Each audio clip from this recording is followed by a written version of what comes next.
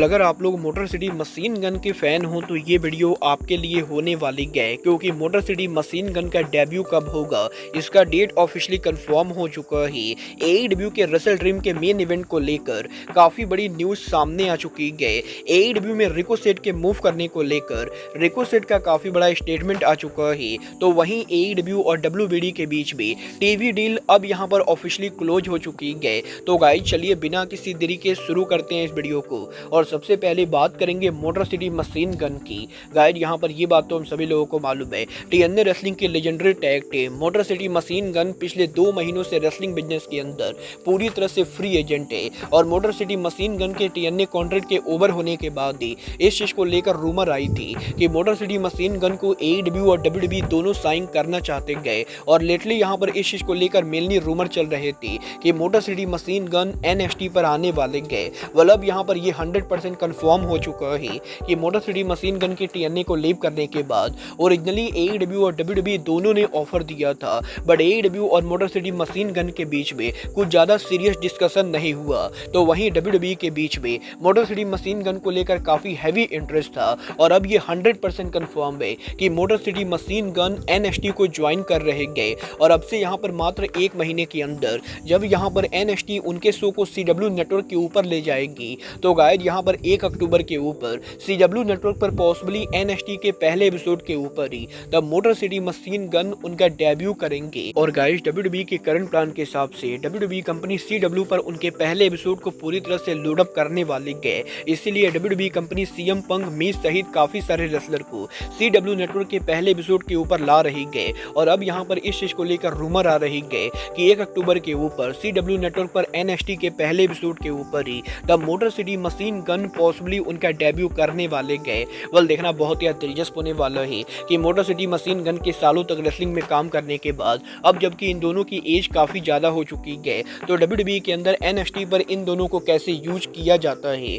But guys चलिए फिलहाल आगे बढ़ते हैं और बात करते हैं एईडब्ल्यू के farmer world champion Samoa Joe की। गाइस यहाँ पर ये बात तो हम सभी लोगों को मालूम है, समोआ जो के वर्ल्ड टाइटल को हार जाने के बाद समोआ जो करंटली एईडब्ल्यू के टेलीविजन से ऑफ चल रहे गए। और इसका मेन रीजन समोआ जो का हॉलीवुड के अंदर लेटेस्ट टीवी सीरीज की शूटिंग करना है।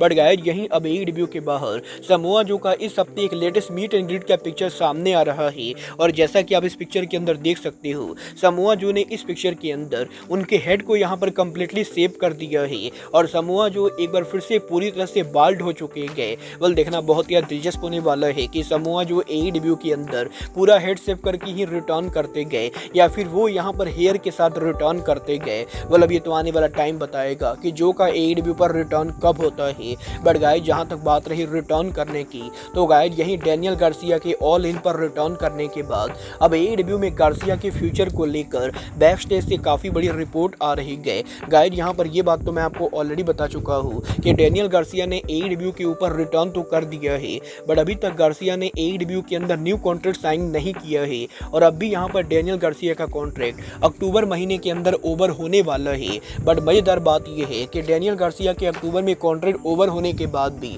ऑलरेडी यहाँ पर एईडब्ल्यू कंपनी गार्सिया को नवंबर महीने के शो के लिए एडवर्टाइज कर रही है। और करंटली यहाँ पर नवंबर महीने के अंदर एईडब्ल्यू कंपनी उनके जितने भी डायनामाइट करने वाली है, उन सभी डायनामाइट के पोस्टर्स के ऊपर एईडब्ल्यू में डैनियल गार्सिया को फीचर किया जा रहा है। और इससे यहाँ पर कहीं ना कहीं ये टीज हो रहा है कि पॉसिबली गार्सिया एईडब्ल्यू कंपनी के साथ स्टे करने वाले गए। वेल गाइस यहाँ पर जरूरी नहीं गए कि एईडब्ल्यू के पोस्टर पर गार्सिया का होना गार्सिया का एईडब्ल्यू कंपनी पर स्टे करना हो, क्योंकि गाइस काफी बार यहाँ पर रेसलर्स के फ्यूचर इवेंट पर एडवर्टाइज होने के बाद भी वो कंपनी को लीव कर देते गए। और गाइस सीएम पंक, अंद्रादे एल इदोलो काफी सारे ऐसे रेसलर थे जिनके यहाँ पर कंपनी को लीव करने के कुछ दिन पहले उन्हें यहाँ पर फ्यूचर इवेंट के ऊपर एडवर्टाइज किया जा रहा था, बट उन्होंने यहाँ पर कंपनी को लीव कर दिया। और कंपनी को उनके लीव करने के बाद एईडब्ल्यू कंपनी ने उनके पोस्टर्स को दोबारा से एडिट किया। और इसीलिए ये हम 100% नहीं बोल सकते गए कि गार्सिया का नवंबर में एडवर्टाइज होना डैनियल गार्सिया का एईडब्ल्यू से रीसाइन को टीच करता है।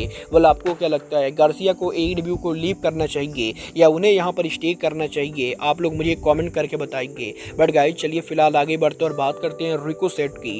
वेल गाइज इस हफ्ते रिकोसेट के लेटेस्ट इंटरव्यू के अंदर रिकोसेट ने डब्ल्यूडब्ल्यूई से एईडब्ल्यू में उनके ट्रांजिशन को लेकर बात की। यहाँ पर रिकोसेट से जब ये पूछा गया कि 7 सालों तक डब्ल्यूडब्ल्यूई पर काम करने के बाद रिकोसेट को एईडब्ल्यू पर मूव करने की वजह से क्या क्या चीज़ों की प्रॉब्लम के सामना करना पड़ा। तो रिको स्टेट ये बोलते गए कि ओरिजिनली जब रिको स्टेट ने WWE को ज्वाइन किया था तो उन्हें यहाँ पर काफ़ी सारी प्रॉब्लम का सामना करना पड़ा था, क्योंकि उससे पहले वो इंडीज पर काम करते थे और WWE के अंदर जो रेसलिंग स्टाइल होती गए वो नॉन WWE कंपनी के मुकाबले बिल्कुल ही डिफरेंट होती गए। और इसीलिए रिको स्टेट को जब WWE ने ज्वाइन किया था तो रिको स्टेट को WWE के अंदर उनके लगभग पूरे रेसलिंग स्टाइल को ही चेंज करना पड़ा था और WWE कंपनी रिको स्टेट को लेकर उनके तरीके से उन्हें रेसलिंग सिखा रही थी। बट वहीं सेम टाइम के ऊपर रिको स्टेट अब जब AEW के अंदर आए गए तो ना तो AEW के अंदर किसी ने रिको स्टेट की रेसलिंग को बदलने की कोशिश की गई और ना ही AEW के अंदर कोई रिको स्टेट को जबरदस्ती ये बताने की कोशिश कर रहा है कि उन्हें यहाँ पर एग्जैक्टली क्या करना है। और इसीलिए रिको स्टेट को AEW में ट्रांजिशन करने के अंदर